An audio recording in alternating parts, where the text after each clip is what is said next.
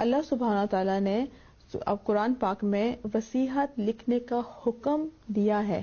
Okay تو سورہ بقرہ 180 جو آیت ہے اس میں آپ کو پتہ چلے گا کہ اللہ سبحانہ تعالیٰ نے ہر انسان پہ مرنے سے پہلے وصیت لکھنے کا حکم دیا ہے. اب ہم یہ پہلا سٹیپ ہو گیا. اوکے آپ کو یہ سمجھ میں آ گیا کہ وصیت لکھنا واجب ہے.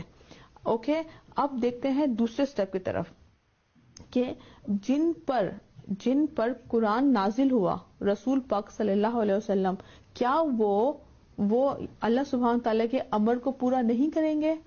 ہمیں ایک اور آیت ملتی ہے قرآن کی جس میں یہ پتہ چلتا ہے کہ رسول پاک اوکے کوئی بھی چیز اپنی خواہش سے نہیں کرتے اوکے جب تک اللہ سبحانہ تعالیٰ کا حکم نہ ہو. اب قرآن پاک میں ہمیں یہ بتایا گیا ہے کہ اللہ سبحانہ تعالیٰ نے کہا کہ وصیت لکھنا واجب ہے. اب دیکھتے ہیں کہ رسول پاک نے کیا وہ امر پورا کیا یا نہیں کیا.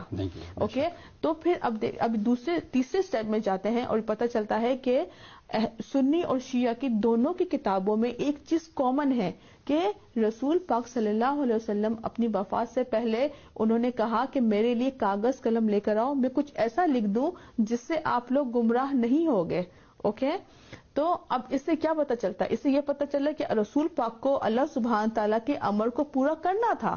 اوکے اب ہم تھوڑا ڈیوائڈ کرتے ہیں. اب سنی میں یہ حدیث ہے کہ رسول پاک نے کاغذ قلم مانگا اوکے اور عمر نے انکار کر دیا. انہوں نے کہا کہ ہمارے لیے اللہ کی کتاب کافی ہے.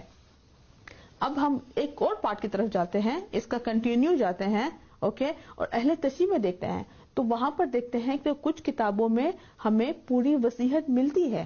اوکے اس میں یہ کہا گیا ہے کہ رسول پاک نے کہا کہ پوری وصیت انہوں نے لکھوائی اور انہوں نے کہا کہ میرے بعد 12 امام آئیں گے, اے علی پہلے آپ ہو گئے, اور انہوں نے 12 امام کے نام بتائے. پھر انہوں نے کہا کہ 12 امام کے بعد 12 مہدیین آئیں گے.